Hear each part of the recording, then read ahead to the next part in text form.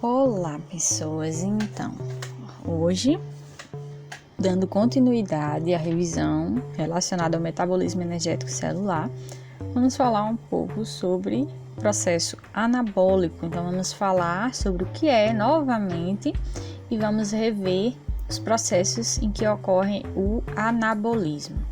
Como vocês já sabem, peguem um caderno, a caneta para anotar os pontos principais que serão explicados na aula. Caso surja alguma dúvida, vocês anotem para na próxima live nós respondermos. E vamos seguir em frente.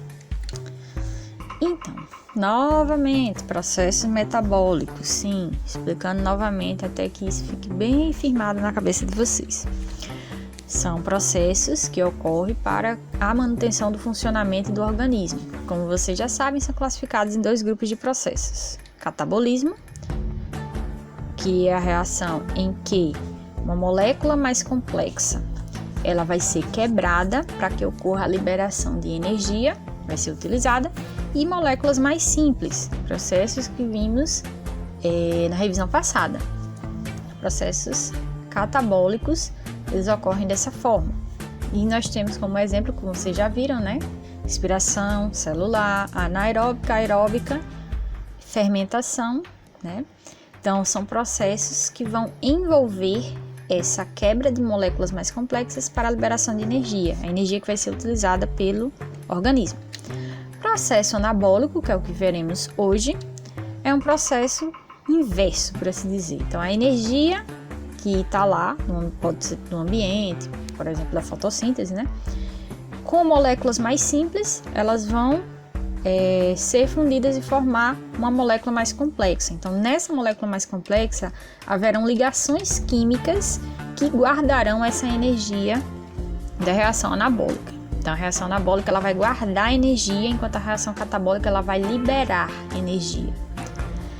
Então quer dizer que uma absorve e a outra libera. Sim, a reação anabólica ela absorve energia, porque essa energia vai ficar guardada lá. E quando o organismo precisar dessa energia, nós temos a reação catabólica, que vai pegar essa mesma molécula complexa e vai quebrar para liberar a energia que está lá guardada.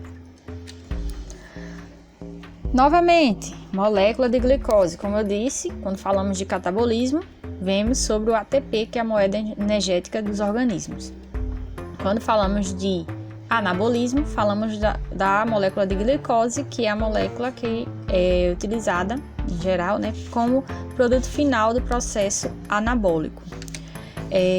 Vocês já sabem também, né, que a glicose é um dos principais produtos da fotossíntese, né, e inicia a respiração celular.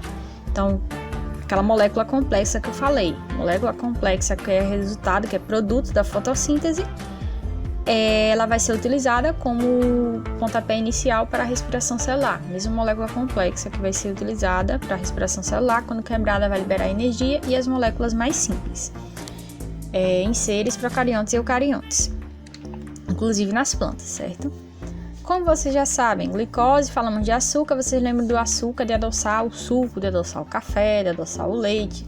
Só que açúcares, nós falamos tudo que é considerado como resultado da fotossíntese. Então, nós temos tudo que é produzido a partir das plantas, né? Toda biomassa produzida a partir das plantas dentro do processo de fotossíntese é açúcar, é carboidrato.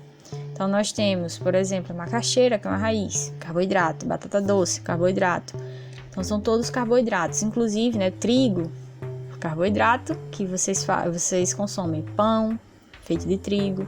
Todas as massas produzidas a partir do trigo são carboidratos, certo?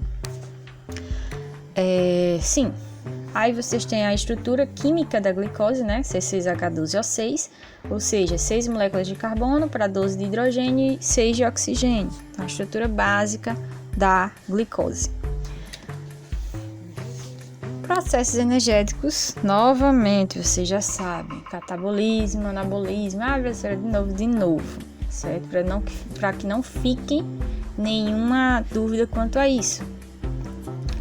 Então, vocês já sabem que processos metabólicos nos seres vivos são vários. Dentre os processos energéticos que ocorrem nos seres vivos, temos que vamos falar dos anabólicos, né? Processos que são utilizados energia e moléculas simples para a produção de moléculas complexas. Nós temos aí exemplificado, né? A energia que é obtida de alguma forma com moléculas simples, podem ser encontradas no ambiente ou no organismo, que vão ser formadas moléculas complexas e vão guardar essa energia. Exemplos desses processos: fotossíntese das plantas, né? Fotossíntese vegetal, fotossíntese bacteriana, que vocês já viram a diferença, mas eu vou explicar de novo, e a quimiossíntese, certo? Então vamos ver cada um desses processos. Fotossíntese: processo de fixação do carbono na forma de uma macromolécula energética, glicose, utilizando energia luminosa. Vocês também já viram.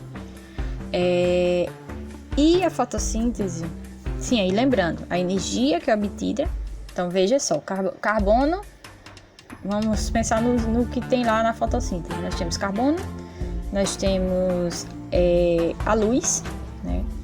Temos a água, vem do solo. Então, esses elementos vão ser utilizados para a formação da glicose. Então, a glicose, ela é a molécula complexa como resultado do processo de fotossíntese. Não somente da fotossíntese vegetal, mas também da bacteriana e a quimiossíntese. Etapas da fotossíntese. Então, vocês têm aí duas etapas. Etapa fotoquímica, que é a que ocorre na presença da luz. Não é que a outra não ocorra na presença da luz, mas que ela depende, a etapa fotoquímica, ela depende diretamente da luz, ela precisa da luz para que ela ocorra.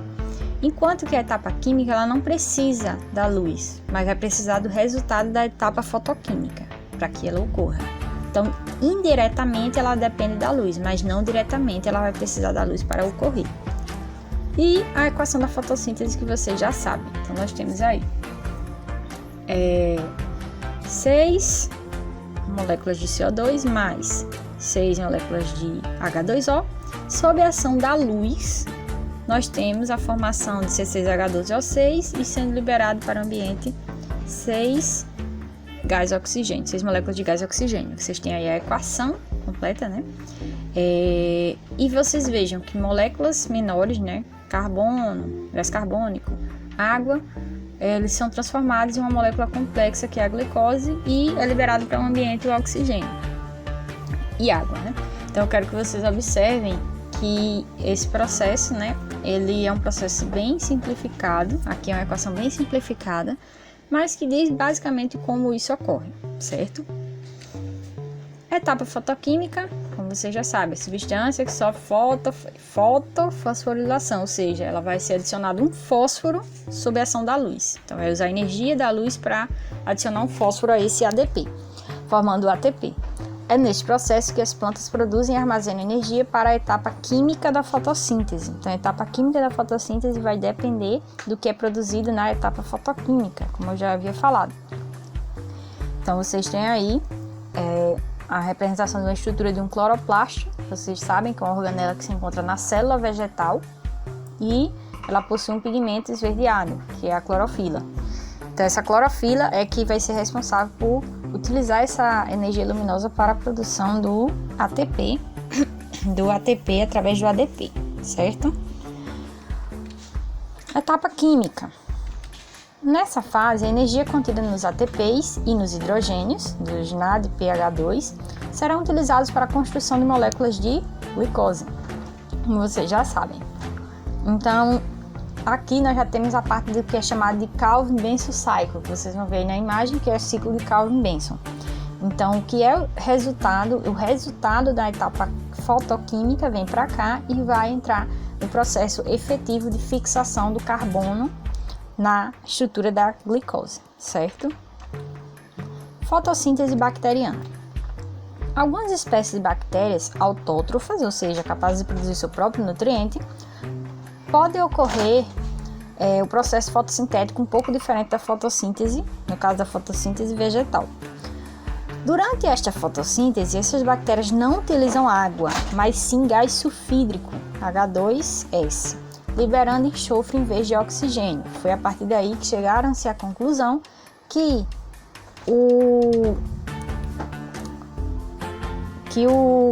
oxigênio que é liberado da fotossíntese ele não vem do CO2, e sim da água que é utilizada no processo. Então veja que nós temos aqui a equação química, né? Temos o gás carbônico e o gás sulfídrico. Então o que é liberado aqui ao final, nós temos a formação da glicose, a água da mesma forma, porém nós temos, em vez de ser o oxigênio, o enxofre. Então aqui foi comprovado que o oxigênio, que é resultado da fotossíntese, tanto a fotossíntese vegetal, no caso da fotossíntese vegetal, ele provém da água e não do gás carbônico, como acreditava-se anteriormente. Então veja que o processo ele vai ocorrer de forma exatamente muito semelhante, porém, em vez de utilizar água, nós temos a utilização do gás sulfídrico pelas bactérias. Quimiossíntese. A quimiossíntese ela pode ser muito confundida com a fotossíntese bacteriana, só que veja que a fotossíntese ela ocorre da mesma forma que a fotossíntese vegetal, a única diferença é que em vez de utilizar água, vai ser o gás sulfídrico lá como seus reagentes antes da reação. Na quimiossíntese, e lembrando, a energia de ativação para a ação da fotossíntese bacteriana é a energia solar, da mesma forma que na fotossíntese vegetal. Na quimiossíntese, as bactérias provocam a oxidação de substâncias inorgânicas, como minerais presentes no solo, na água, e aproveitam a energia química liberada durante estas reações para fixar o carbono e sintetizar novas moléculas como açúcares. Então vocês têm aí o esquema. Substâncias inorgânicas são oxidadas, né, por essas bactérias, gerando subprodutos que não vão ser utilizados. O que vai ser utilizado desse processo vai ser a energia dessa oxidação. Então, a energia dessa oxidação ela vai ser utilizada para a formação de substâncias orgânicas, certo? Então, utilizando CO2 e H2O. Então, a quimiossíntese, químio, aí vem de química, então é energia química, enquanto que a fotossíntese, foto vem de luz, energia luminosa, certo? Equações, fotossíntese bacteriana, vocês têm aí, né, pigmento bacteriofila e tal, vocês vejam que a diferença efetiva do processo é justamente a energia química, de onde vem a energia química utilizada para a ativação da reação. No caso da fotossíntese bacteriana, vem da luz, da quimiossíntese, energia química, e da fotossíntese vegetal também vem da luz, certo? Então, espero que tenham gostado da aula de hoje. Dúvidas? Anotem, guardem para a próxima live. Bons estudos para vocês e até mais. Tchau!